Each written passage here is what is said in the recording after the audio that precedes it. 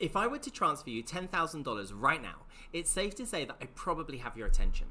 The truth is that most people leave thousands of dollars on the table, not because the company underpays them, but because they didn't know how to negotiate. Today, we're going to be diving in one of the most important and sometimes intimidating conversations in your career, and that's salary negotiation. Let me set the frame.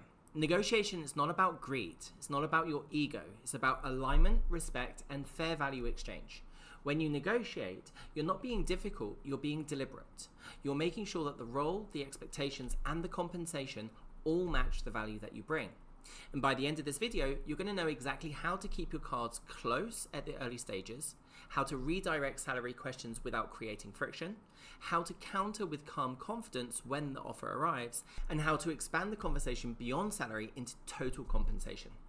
So, why does negotiation matter? Here's the reality. Companies expect negotiation. In fact, most roles have a salary band with 5, 10, sometimes even 15% of flexibility built in. Simply, if you don't ask, you just don't get. And it's not just about the money today.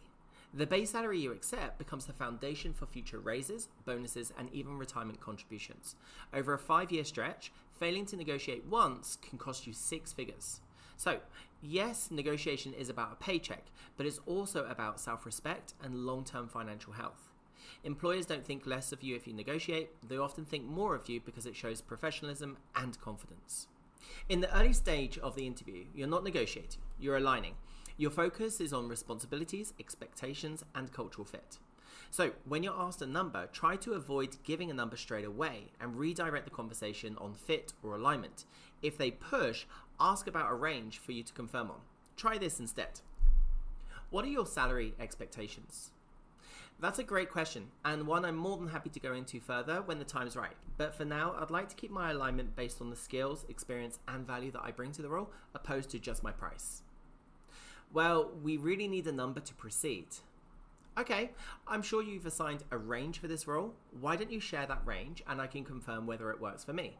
Sure, the range is between 90 to 100,000. Great, that range works for me.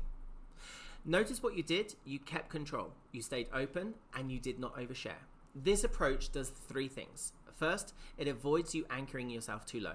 Second, it gets them to reveal useful information. And third, it shows maturity because you're focused on fit before money. Let's talk about the psychology of negotiation. First, anchoring. Whoever says the number first sets the frame. Avoid doing that. Second is silence. Don't be afraid of it. Ask your question, make your counter, then pause.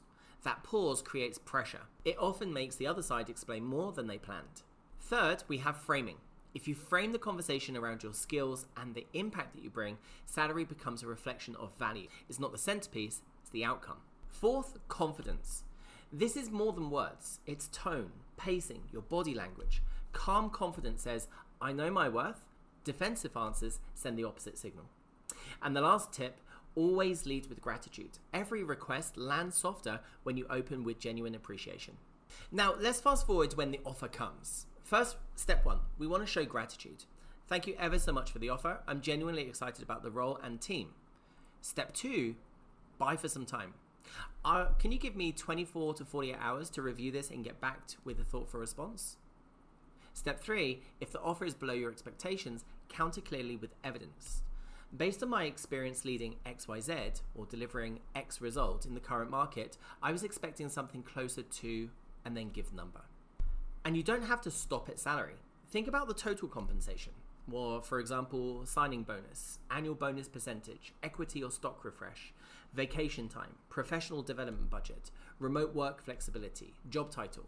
Sometimes a small bump in bonus percentage or extra vacation is worth more long-term than a $5,000 base increase. Let's move into some more advanced moves. First, we have bracketing. If you give a range, put your real target at the bottom. So if you want 95, say you're looking between 95 and 110. That keeps you above your floor while still sounding flexible. Second, mirroring.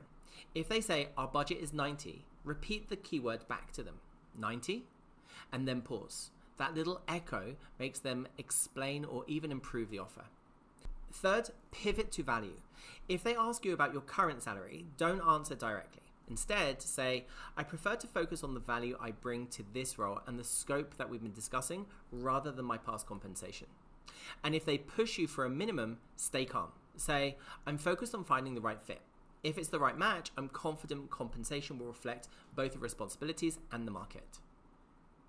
These lines are simple, they're respectful, and most importantly, they keep you from painting yourself in the corner. Let's cover 3 common situations. 1. Multiple offers. Be transparent without turning it into a bidding war. Say, I'm in the late stage conversations with another firm. My decision will come down to the scope, team, and growth. If we can land at X with Y in the package, I'll be comfortable moving forward here. 2. Maybe you have exploding offers with tight deadlines. I appreciate the offer. I want to make a thoughtful decision, so I'd need until Thursday to complete the due diligence. If the deadline can't move, I understand, but I wouldn't want either of us to rush into an important decision. Be respectful and clear, and it often gets you more time. 3. No movement on base salary. That's okay. Pivot to levers. I can accept the current base if we can include a sign-on bonus, a development budget, 2 vacation days, and a 6-month review tied to outcomes with an adjustment if those are met. Let's end with a simple checklist that you can follow. 1. Research the salary band and define your must-have and like-to-have numbers. 2. Redirect early salary questions back to alignment or their range. 3. When the offer comes, show gratitude and ask for time. 4. Counter with evidence. 5. Expand the conversation to total compensation. 6. Confirm everything in writing. And 7. Remember, negotiation sets the tone for the relationship that follows. So there we have it. Salary negotiation made clear, calm, and strategic. Before you go, if you found this video useful, I'd like you to take a second right now and click that subscribe button just below.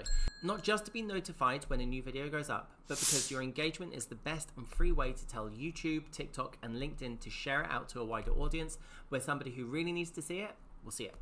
Many thanks for watching, and I'll see you in the next one.